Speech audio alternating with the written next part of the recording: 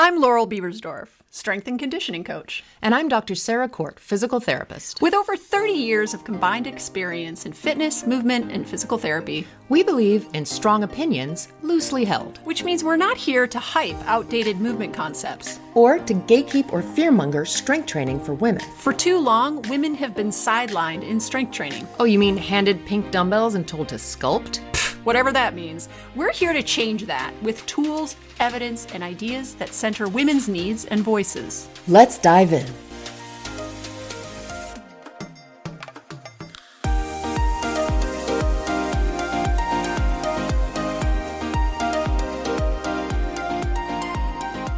Hey everybody, welcome back to the Movement Logic Podcast. I am Dr. Sarah Court. I'm a physical therapist and I am your host for today.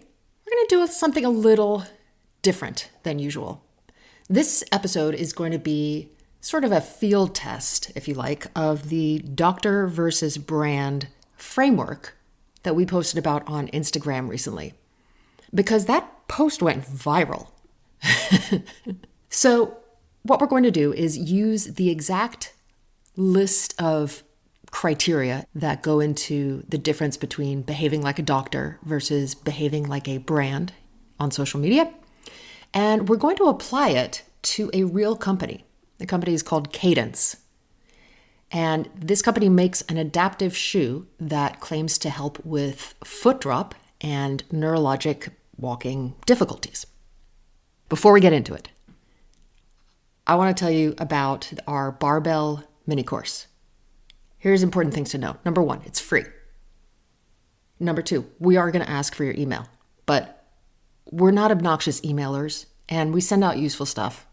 And the email is also how you hear about all of our courses and new programming. We've got a new piece of content that's going to be coming out this year that we're super pumped about. So it's kind of a no-brainer to get on the mailing list if you like our stuff, right? If you like this podcast. Number three, the actual content of the Barbell Mini Course is incredibly useful.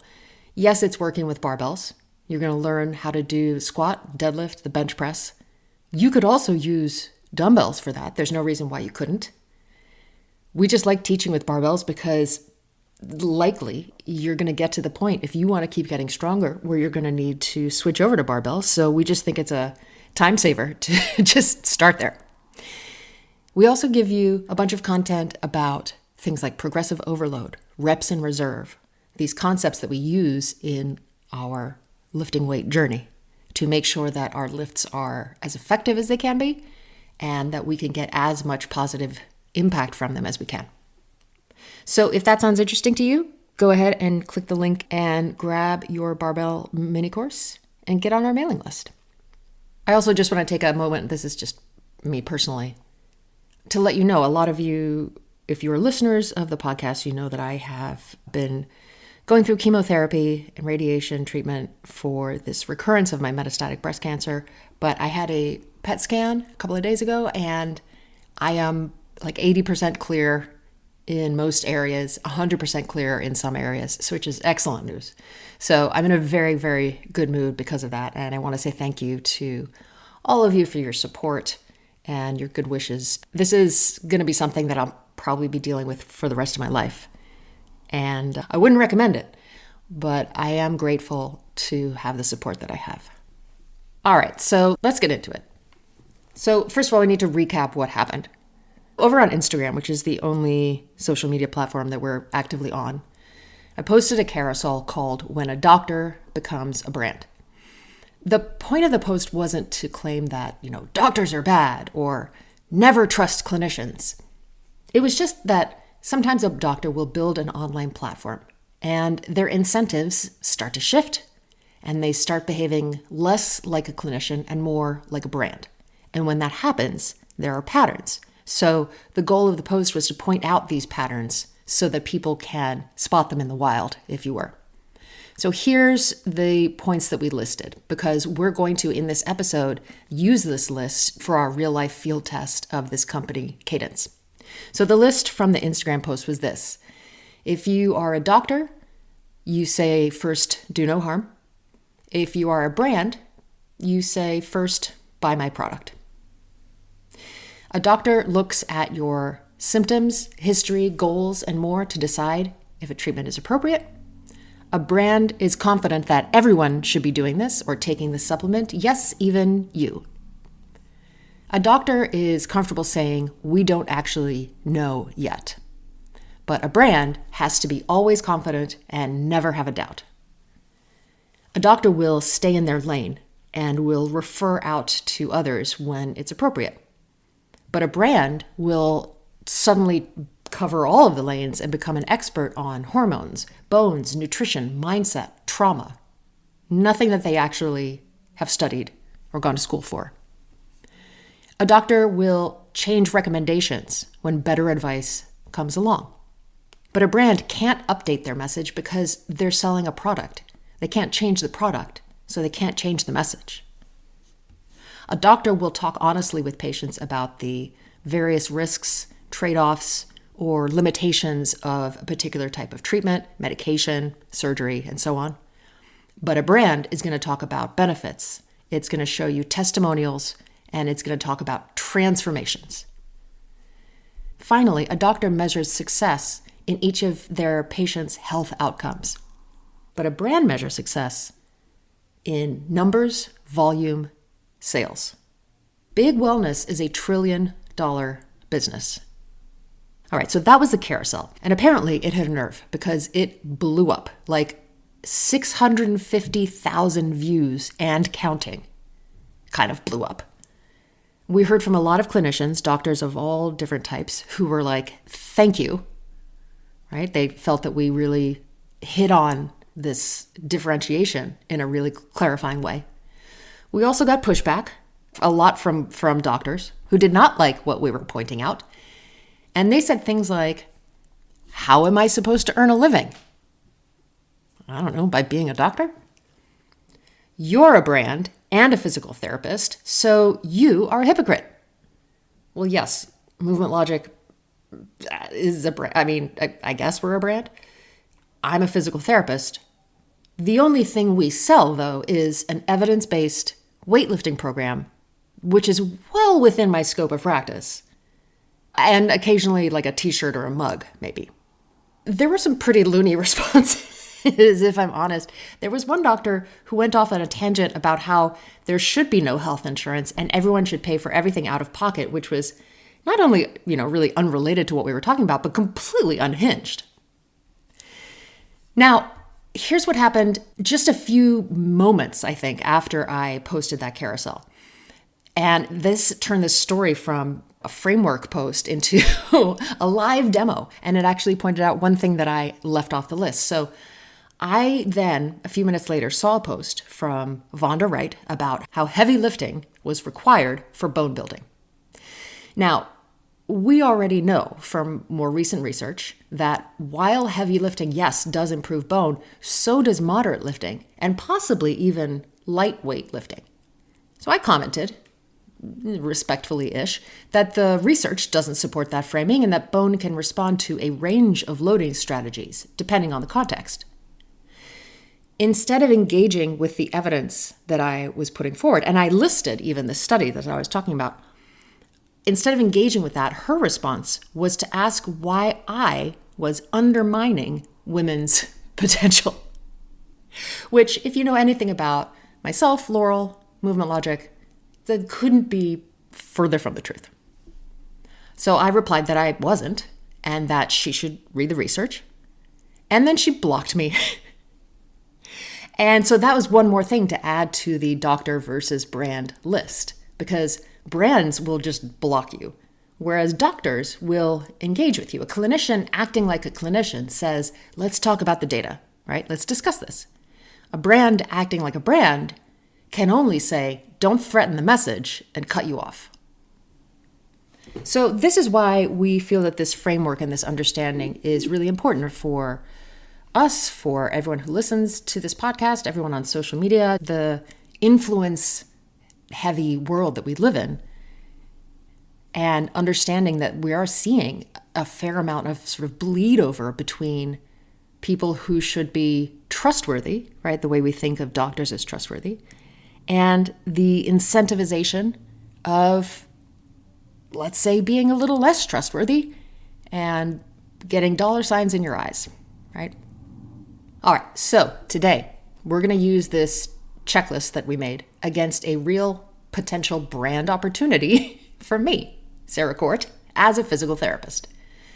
Just as a heads up, I'm not seriously considering this, but it struck me as a perfect kind of case study. Use these points from the Instagram post, determine where on the doctor versus brand scale it would put me if I started promoting this product. So the brand is called Cadence, and I'll link to all their website and Instagram in the show notes. They make an adaptive shoe that claims to help with foot drop and other walking difficulties. So we are going to evaluate their messaging using this framework. Do they behave like a clinician-led product, or do they behave like big wellness? How strong is the evidence?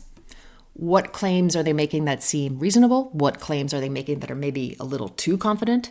And if someone like me as a physical therapist were to align with them, what would I need in order to feel good about it? So once again, because I feel like this really can't be emphasized too much, the Global Wellness Institute estimates that the wellness economy was about 6.8 trillion in 2024. Now, if you don't know how many is a trillion, because it's a lot, it is a million. That amount of money warps incentives, even for legitimate products. So I'm not doing this to be cynical. We're doing it to be competent. Now, before we get into this, full disclosure, Movement Logic is a brand affiliate for a company called Verse that makes exercise equipment. And specifically, we promote their Agile rack, which is the first that I've seen, foldable rack that you can use at home. So as a product, right, this is within both of our scopes of practice. It is relevant to what we teach, which is barbell lifting. And for a lot of people, that means lifting barbells at home. We actively encourage women to buy barbells if they don't want to go to the gym. You can fold this product up and put it under the bed. It's really well made. They are not a sketchy company as far as we can tell. So for all of those reasons, we feel that it is okay for us to promote occasionally a product that we think is a good product. And yes, we earn a commission on every sale. So I want to be clear that we're not out here saying you cannot have associations or affiliations at all, but it's a very slippery slope if you get a little too excited about the financial incentives and start to drift away from your own scope of practice, or whether you're actually paying that close attention to the utility of this product. Okay, I just wanted to make that point. So let's talk about this company Cadence and this product that they make. Cadence positions itself as a company that makes adaptive footwear for people who struggle with foot dragging, toe catch, and tripping while walking, especially when lifting the front of the foot is hard. They describe it as, quote, made for people who struggle with foot dragging.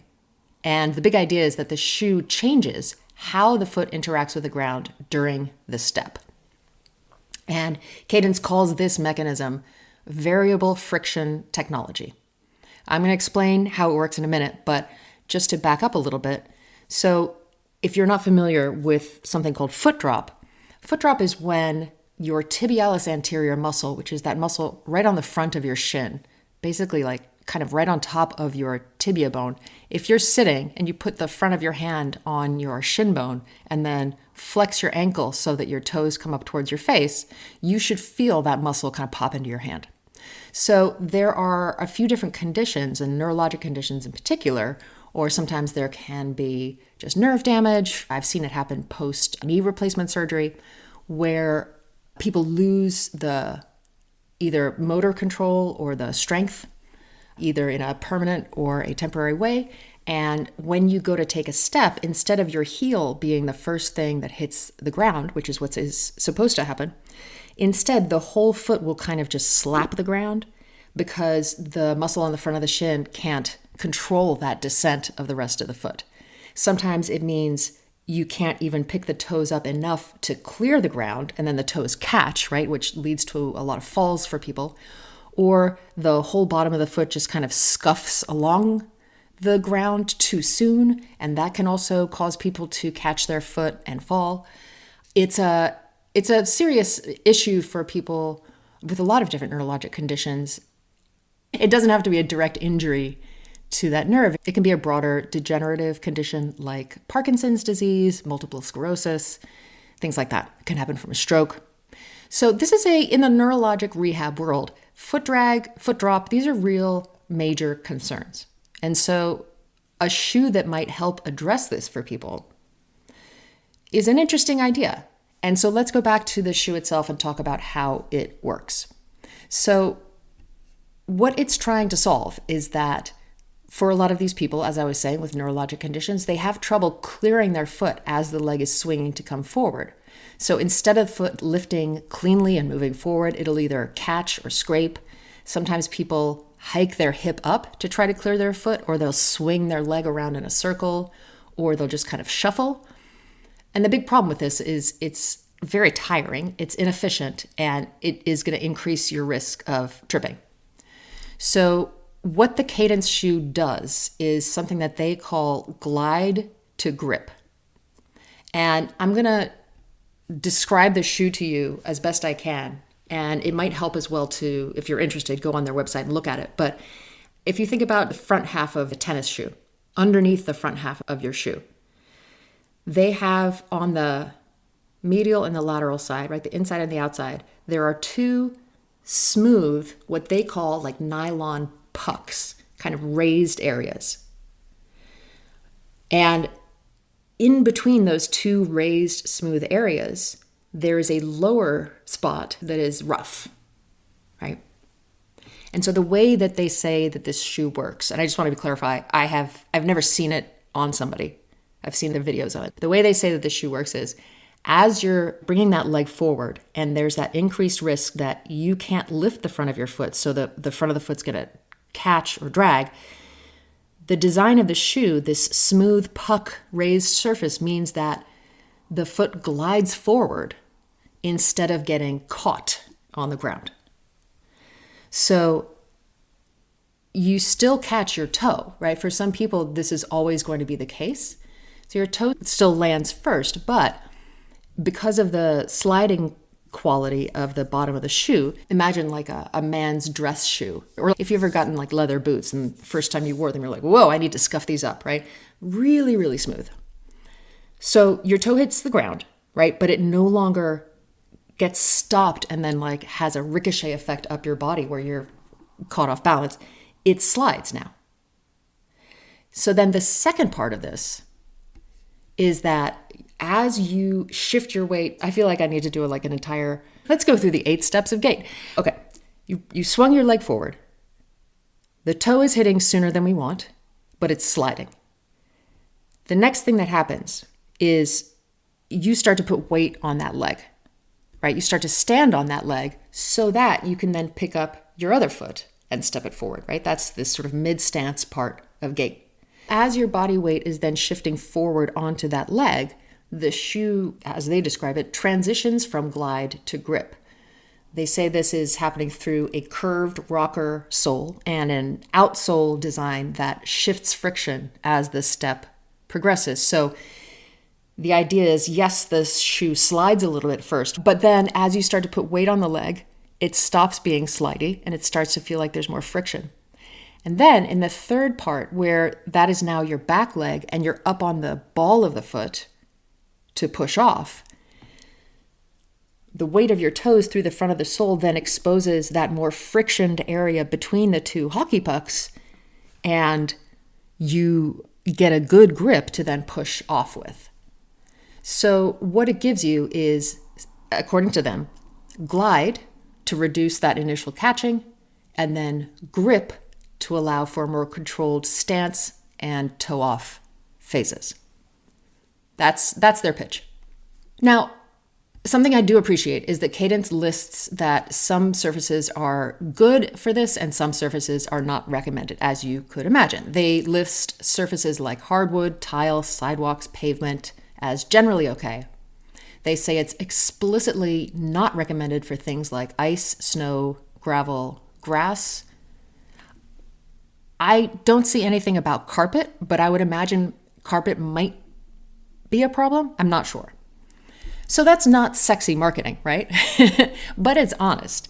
And we have to be grateful for all of the honesty that we get when there is a product on the market, right?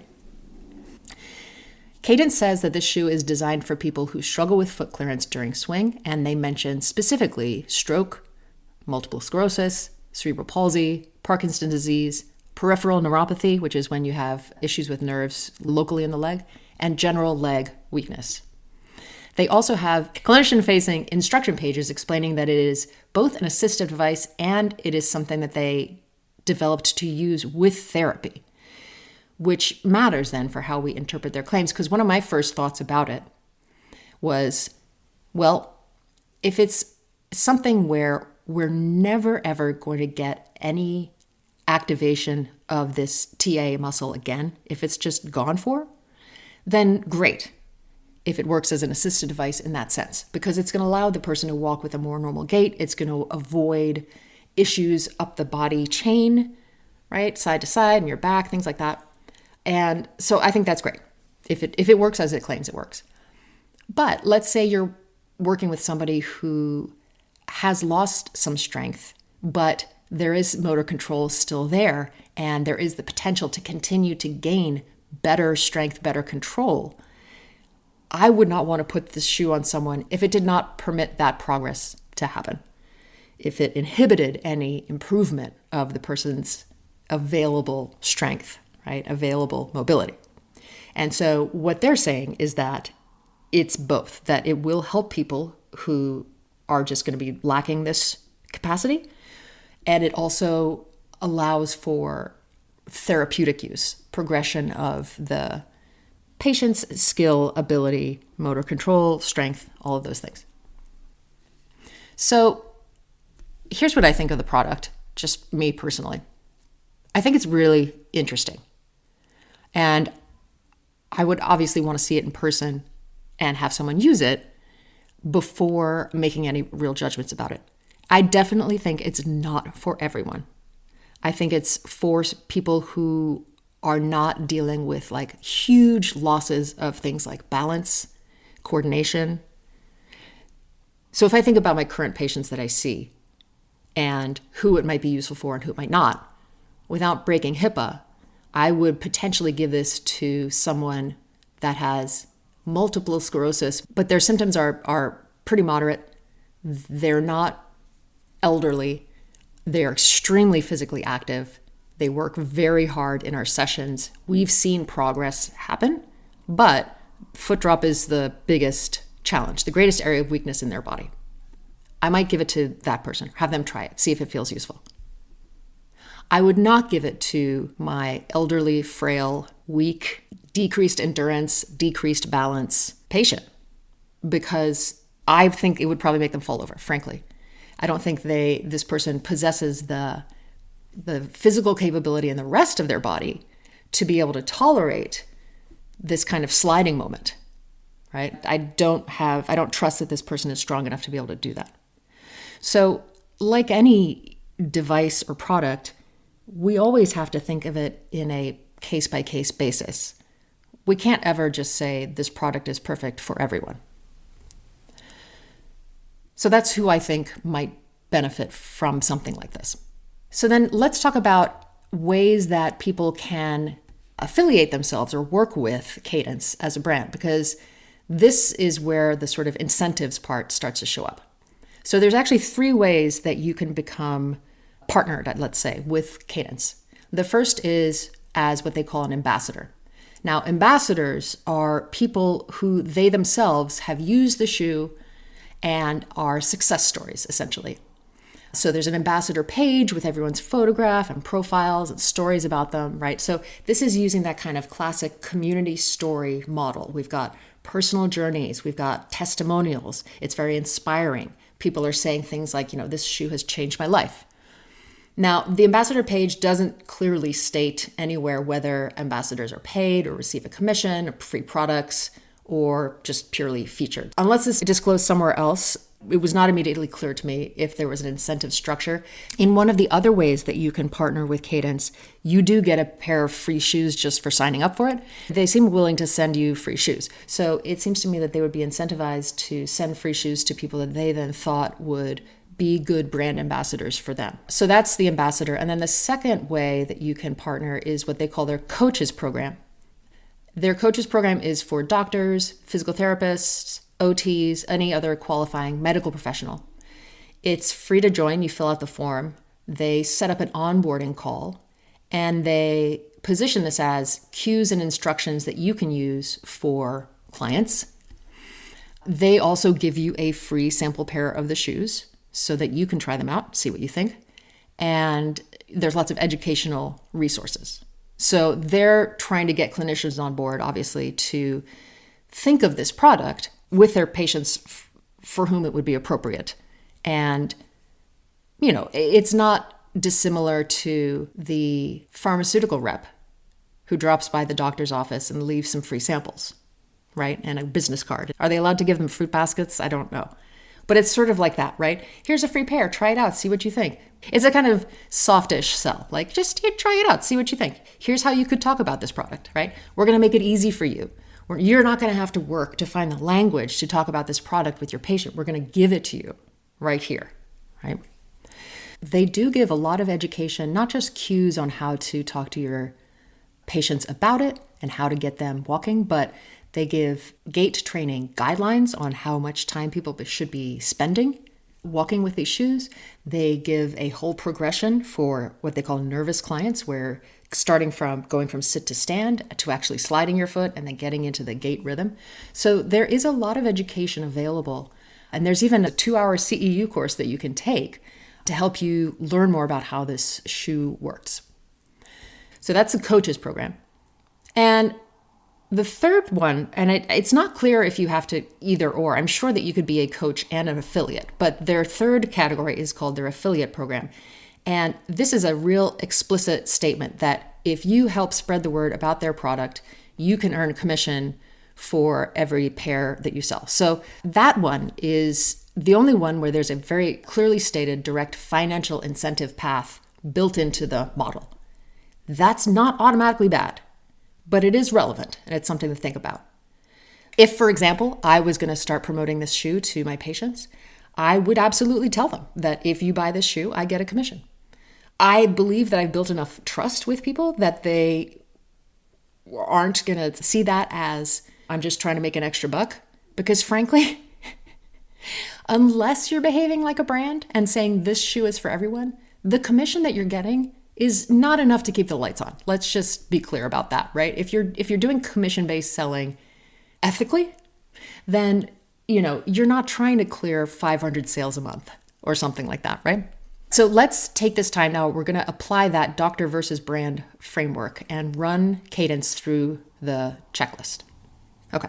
So our first one is doctors say first do no harm, whereas brands say first buy my product.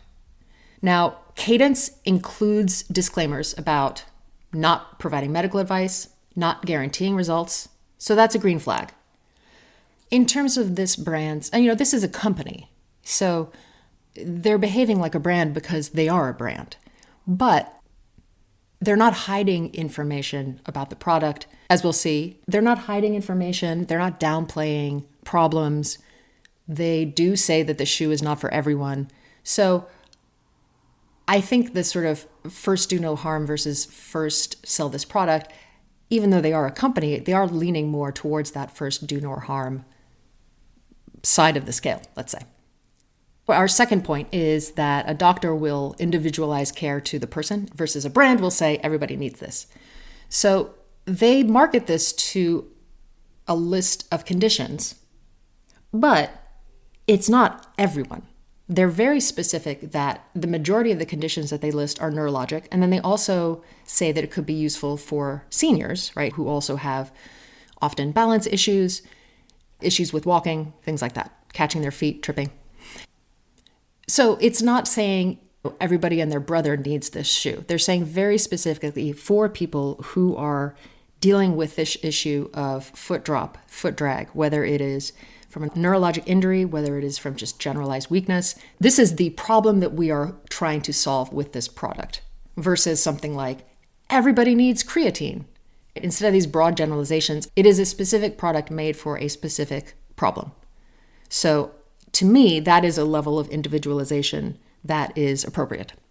Our next point, which has to do with uncertainty versus certainty, right? Even with disclaimer, brands lean towards confidence because confidence sells. This product will help you with this problem, right? I think in this instance, they actually go a little too far into the certainty and could stand to be a little less overconfident. Part of the reason I say this is because of some information that I have that I haven't told you about yet, which is their research. The good news is there is research. The bad news is you'll find out in a second. So I don't think they can be overconfident at this point until they have more research, I would say. I think the confidence level could probably be tempered a bit. If you go on their website, it's very product oriented and based. It's very much, here's the shoe. Here's a video of the shoe working. Here's what it looks like. Here's how you can talk about it. Here's ways that you can get people using it. So it gives you a lot of education around the product. There are these ambassador testimonials, of course.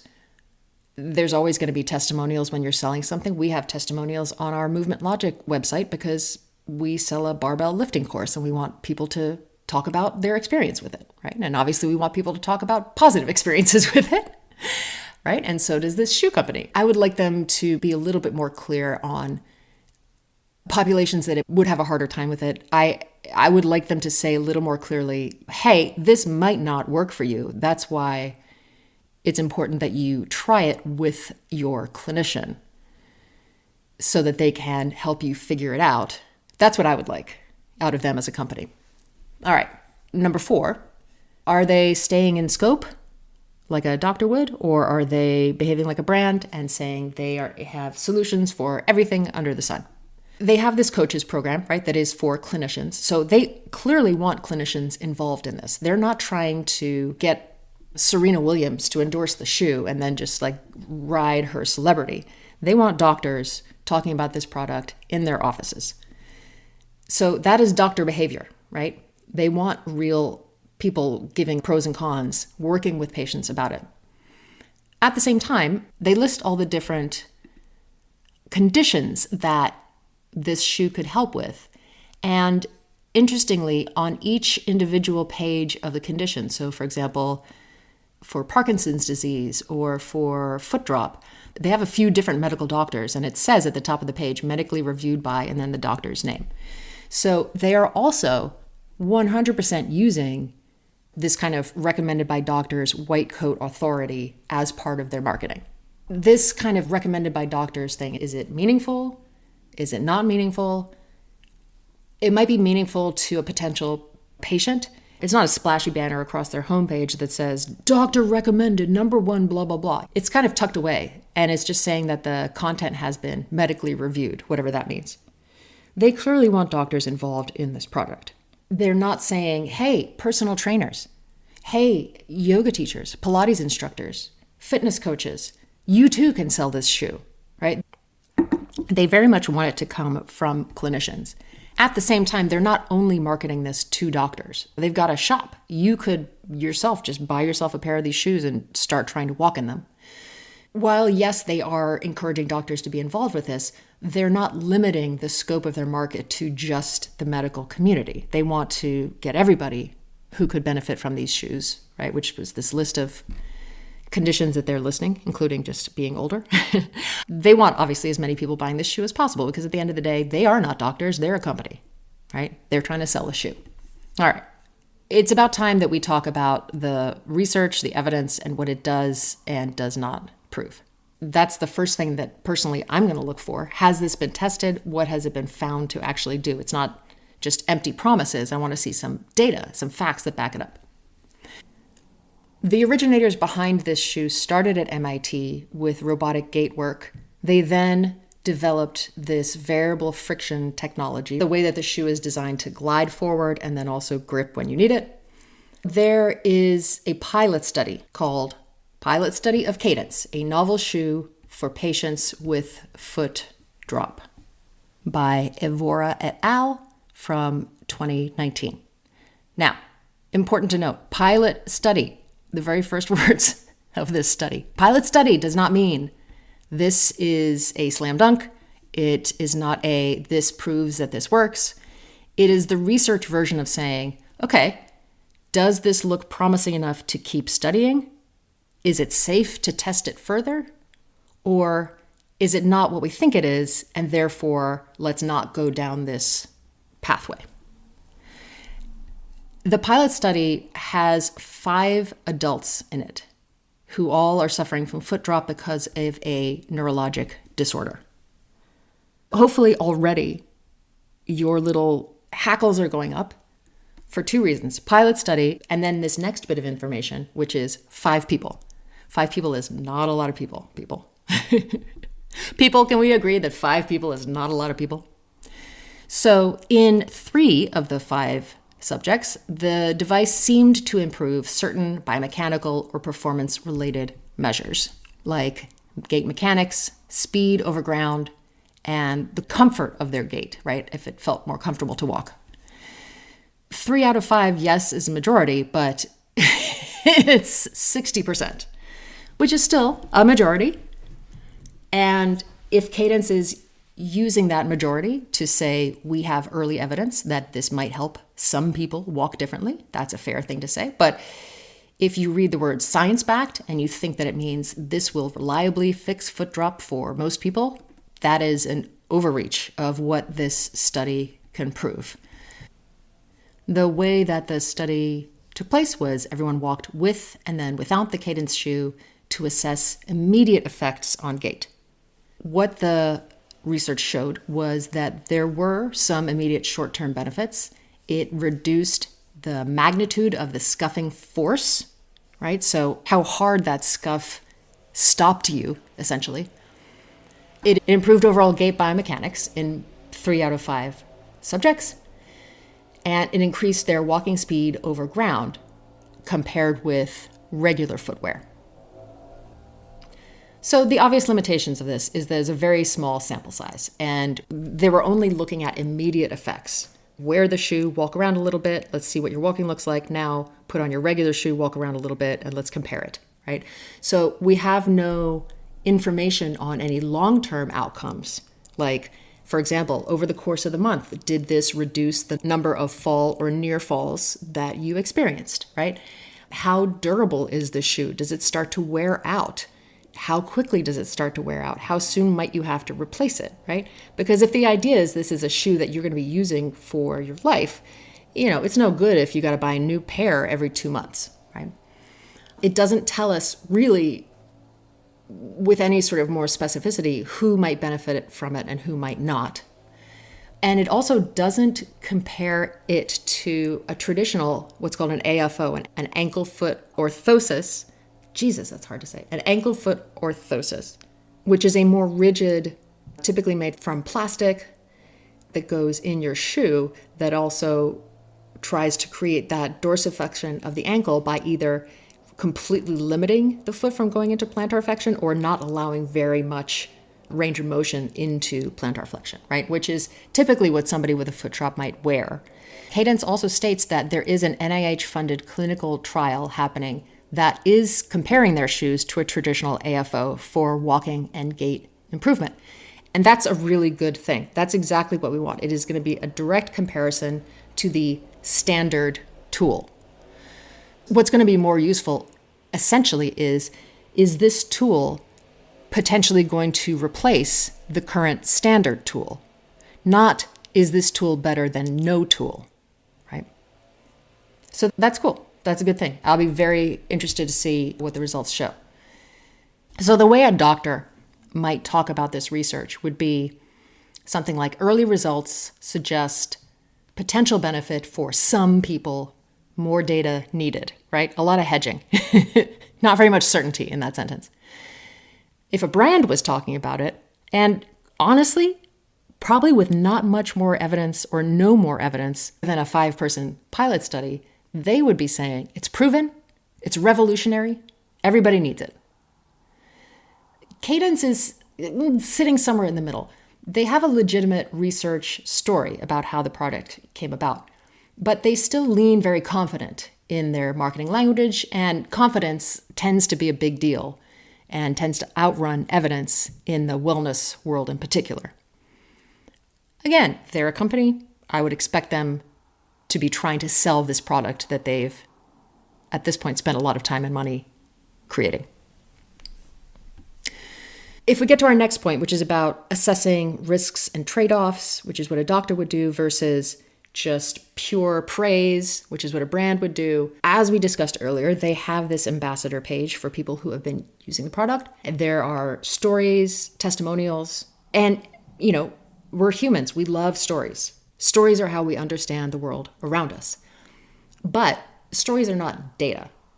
And they can appeal to our emotions in a way that we perhaps downplay what the data might actually be showing. As much as they do talk about, for example, the surfaces that it works well on and surfaces to avoid, they don't actually cover every single surface that you might encounter. What if I'm trying to use an escalator? What if, as I said earlier, I'm walking on carpet? What if I'm trying to go for a hike where it's like, rocky, something like that? So it would be good to really quantify more of these, it's good in this situation, it's not good in that situation.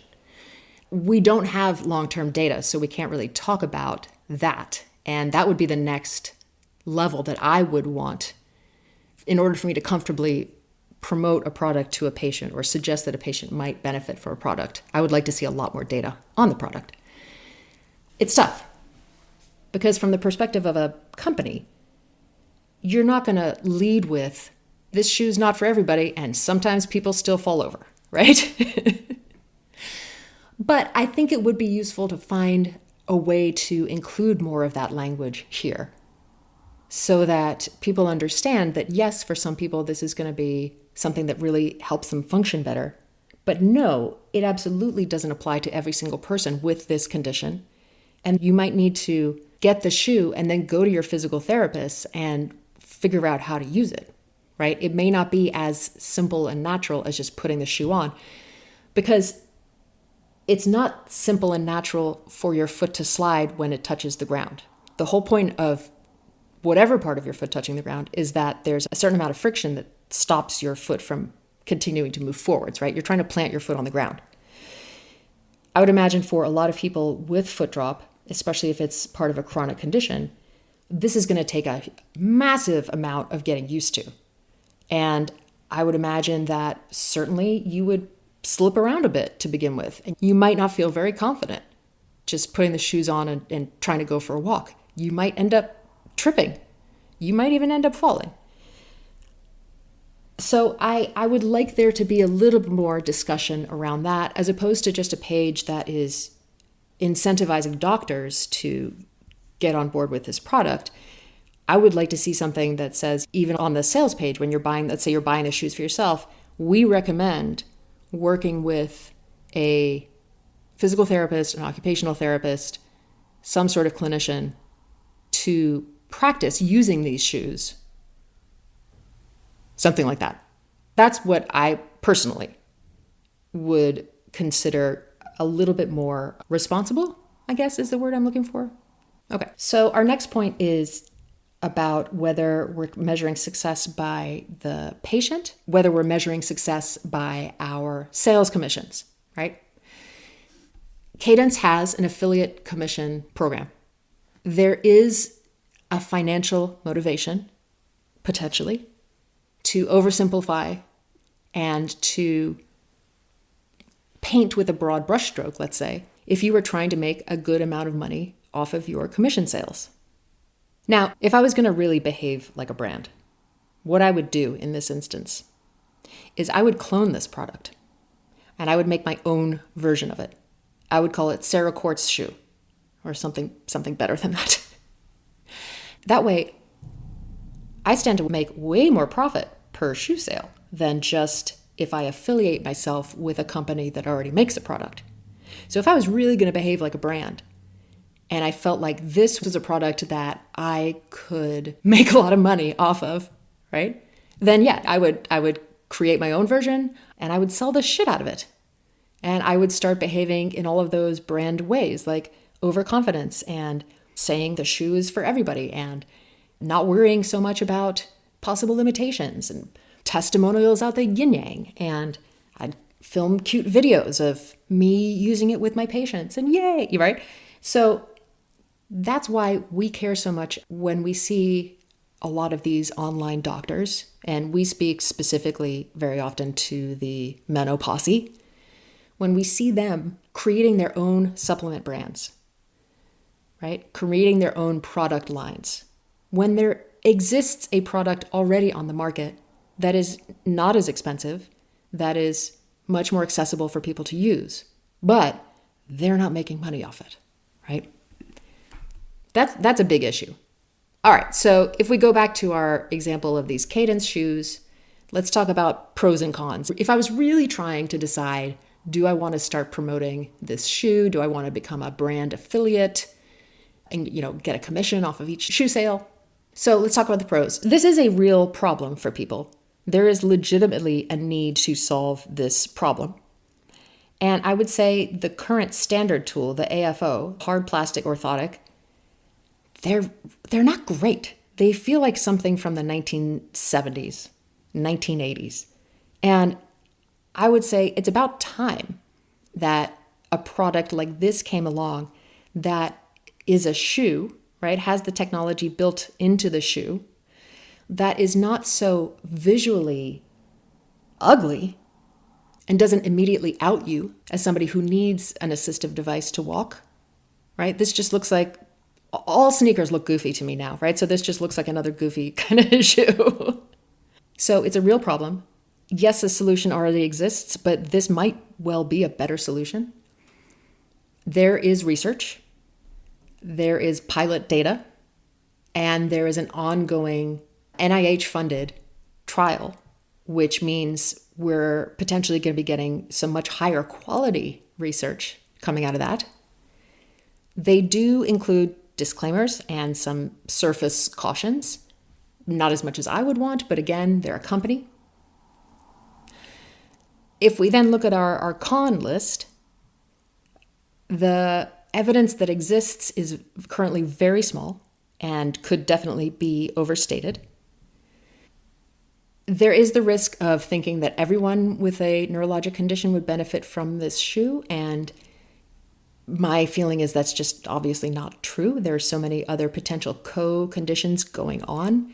It's absolutely going to be a case-by-case basis, and to that end, I personally don't think they should be advertising it to the public. I think they should be allowing doctors to select which patients they might recommend this shoe for, and not your dentist or your OBGYN, but your orthopedic doctor or your physical therapist, somebody who works with bodies in movement, yes? Because the fact that you can just go on the website and buy the pair of shoes, again, obviously they're a company, it's going to be better for their bottom line. I don't love it from a risk perspective. And then there does exist this affiliate program, which means there is the possibility that the benefits are going to be overstated and the risks are going to be understated if mentioned at all. If I absolutely had to decide right now, Sarah, would you become a brand affiliate for Cadence? Or would you become a coach, which does not receive a commission, right? That just helps people work with the shoe. To be clear, I don't work exclusively with neurologic patients, but I do have quite a few. And I also work with quite a few seniors who they claim that this shoe is for. I'm not sure that I would ever recommend this shoe to a senior if it was someone who was really struggling with their gait and their balance. But there are a few of my patients that I think it actually might be useful for, and I might recommend it to them. Would it be useful to become a coach and get the educational content that they provide so that I could effectively coach my patient through how to use the shoe? Sure. And it seems to be free to join, and that does not have any sort of commission-making capacity. So then the question is, would I then also try to be an affiliate? Maybe. It wouldn't be I don't work at a clinic with only neuro patients where I see 60 different people a month, and well over half of my patients might actually benefit from this shoe. But I can feel it in my head. It's interesting. So I don't have a problem as part of Movement Logic being a brand affiliate for the Verse Agile rack. It is a piece of exercise equipment. But now that I'm staring down the barrel of whether or not I think I should be an affiliate, meaning I should earn a commission for a product that is, to my mind, a rehab product, it starts to make me feel kind of itchy. I can't lie. It makes me a little uncomfortable.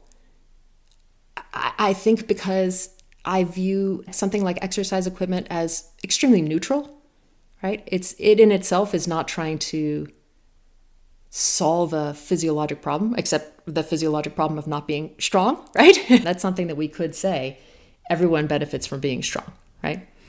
Something about this where it's working to solve a medical condition, and I'm recommending to my patients that they spend money on it. There's something creepy about that to me, to then think that I would get a kickback, I would get a commission, I would get a percentage of the money that they spent on this product. I recommend products to my patients all the time, simple things that they can buy wherever, TheraBands, right? Different type and size of balls that I want them to use for their rehab exercises, dumbbells, things like that. I don't make any money off of that, certainly. And I would feel creepy if I did. I think my moral compass is such that if I am actively making money off of something that is potentially solving a medical problem, I don't feel good about that. If you're in the market for a rack and you want one that folds under your bed because you want to start lifting barbells at home, and I say, hey, here's this one that we really like, and then you go ahead and buy it, I don't feel bad about that commission. So the bottom line for me is that I would recommend it in certain cases, but I would not broadly endorse it. And I doubt that I would join their affiliate program because it would make me personally feel creepy. And it would make me question my own motivation around the people that I do recommend it to. That's where I land. Let's summarize why this matters. Let's talk about why it matters to be able to get granular, pay attention to what a company is doing and how they're doing it. A lot of people have said things to us like, well, if I can't trust this person, then I guess I just give up and I don't trust anybody. That's not the point. You need to be able to evaluate claims thoughtfully and go through what's actually being presented to you and determine, is this clinician behaving like a clinician? Or have they shifted a little too far into the brand behavior territory and it doesn't make me comfortable? So you want to ask questions like, what are they claiming? What are they saying this product is going to do? Is there evidence to support this? And good evidence, right? Not just a 5-person pilot study. What is the incentive to the person who is telling me to use this product? Are they getting an affiliate fee? Is this their product? And then what are the actual risks or trade-offs of using this product? I hope that this has been a helpful field test, thought experiment, way to work through these aspects of whether a clinician is behaving like a clinician or behaving like a brand. I will link the original Instagram post in the show notes as well if you haven't seen that yet.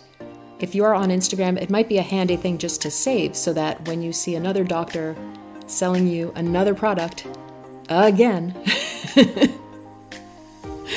you can go through that list and really ask yourself, is this questionable?